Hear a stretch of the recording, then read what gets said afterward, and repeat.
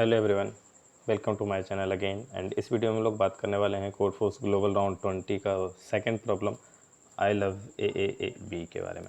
Okay, so question पे move करने से पहले एज यूजुअल अगर आप चैनल पे नए हो तो चैनल को सब्सक्राइब करना नहीं भूलना।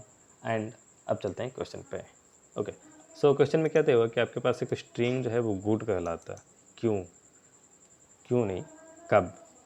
जब उसका लेंथ जो है एटलीस्ट ट्रू होना चाहिए एंड लास्ट कैरेक्टर बी हो, रेस्ट ऑल कैरेक्टर जो होगा वो ए होगा।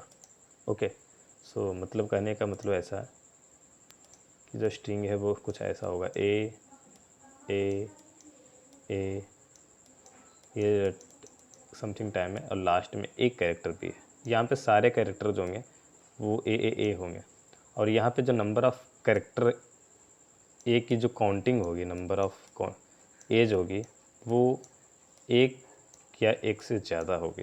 क्यों? क्योंकि यहाँ पे लिखा उसने दो लेंथ होनी चाहिए। दो लेंथ होने के लिए एटलीस्ट एक ए की रिक्वायरमेंट तो होगी ना, तो यहाँ पर एक ए एटलीस्ट होना चाहिए, तो 1 या 1 से ज़्यादा होगी नंबर ऑफ़ ए की काउंटिंग। ओके, ठीक है। अब आगे क्या है? अब आपके पास एक एम्प्टी स्ट्रिंग है और आपको रीच करना एक एम्प्टी स्ट्रिंग जो है आपको S1 दिया हुआ है, आपको रीच करना S2 पे।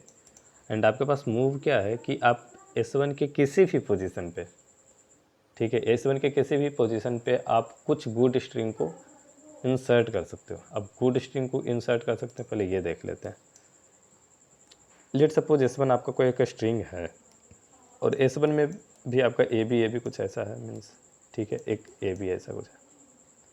अब आपके पास कितने पोजीशन बन रहे हैं? इस ए के पहले एक पोजीशन बन रहा है, ठीक है, इन दोनों के बीच में यहाँ पे एक पोजीशन बन रहा है, यहाँ पे पोजीशन बन रहा है, यहाँ पे पोजीशन बन रहा है और यहाँ पे लास्ट में पोजीशन बन रहा है।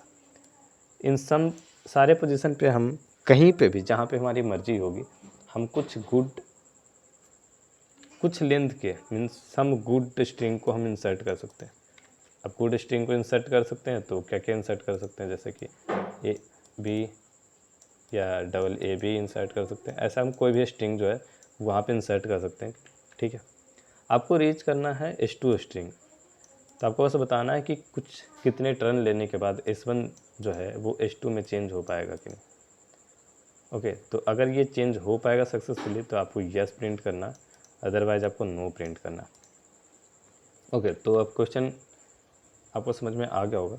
अब देखते हैं कि किस तरह के स्ट्रिंग को हम नहीं कर पाएंगे या किस तरह के स्ट्रिंग को हम कर पाएंगे। ओके, सब देखो, आपके पास S1 है एम्प्टी और आप जितने गुड स्ट्रिंग इसमें इंसर्ट करोगे आप उसको ध्यान से देखो, उसमें एक चीज़ छुपा हुआ है।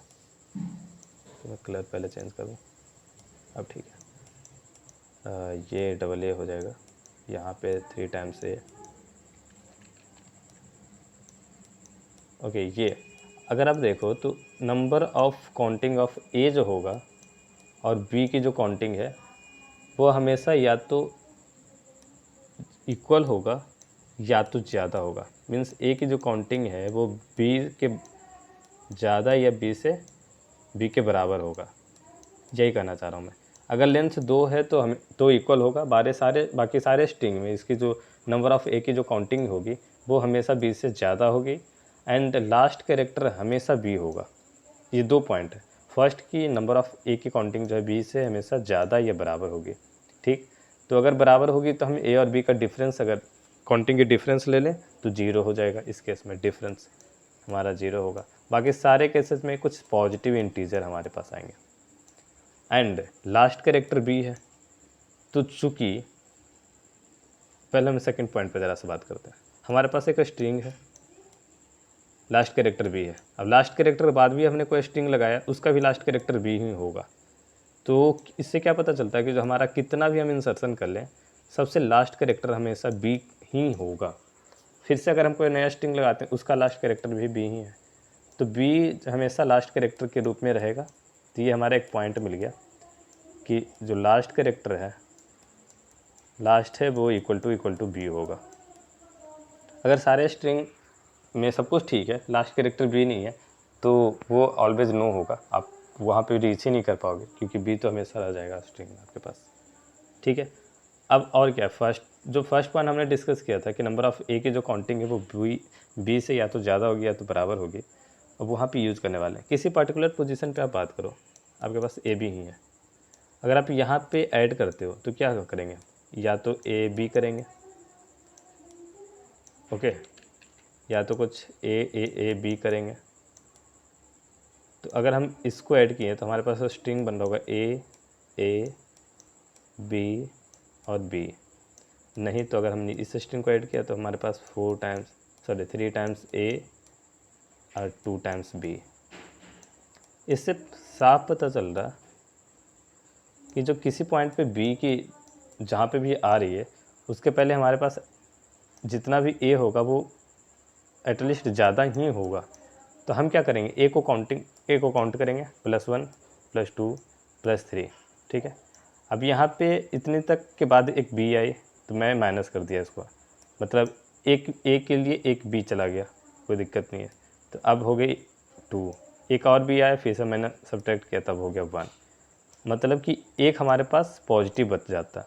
तो हमने देखा ही था कि अगर हम डिफरेंस ले रहे हैं दोनों का, ए और बी की काउंटिंग का, अगर हम डिफरेंस ले रहे हैं तो हमारे पास या तो 0 होगा या तो पॉजिटिव इंटीजर होगा। तो हम लास्टली तक डिफरेंस लेंगे, लास्ट तक सारे कैरेक्टर तक का।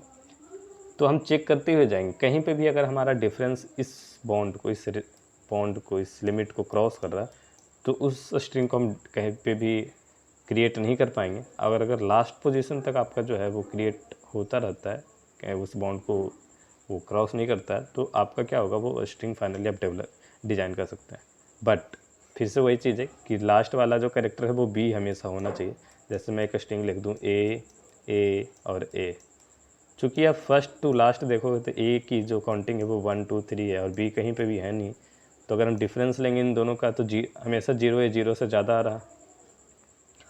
तो आपको सिर्फ फर्स्ट रिक्वायरमेंट जो है जो चेक करने की ज़रूरत नहीं है, आप सेकंड आपको जब तक नहीं देखोगे तो आपको कंप्लीट नहीं होगा। तो लास्ट में अगर हमने बी ऐड किया है तो ये सही है, वरना अगर बी ऐड नहीं किया तो ये गलत हो जाती है। ओके, तो सेम चीज़ मैंने कोड में किया, एस लिया इनपुट, काउंटिंग ए रखी है, अगर ए मिल रहा है तो ए को इंक्रीज़ कर रहा हूँ, बी मिल रहा है तो ए को घटा रहा हूँ, एक सब्ट्रैक्ट कर रहा हूँ। ए अगर किसी भी टाइम पे 0 से कम हुई तो मैं नो कर दूँगा। अगर सब कुछ ठीक होने के बाद मैं चेक कर रहा हूँ कि एस के जो लास्ट कैरेक्टर वो बी है कि नहीं, अगर बी है तो यस प्रिंट होगा, अदरवाइज आपका नो प्रिंट हो जाएगा। ओके, सो इस वीडियो में इतना ही था एंड आई होप कि आपको सॉल्यूशन समझ में आया होगा।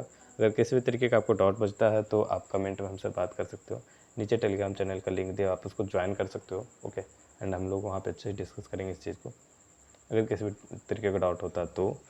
एंड कोड का लिंक एंड क्वेश्चन का लिंक नीचे आपको डिस्क्रिप्शन बॉक्स में मिल जाएगा, सो आप वहाँ पर जाकर चेकआउट कर सकते हैं।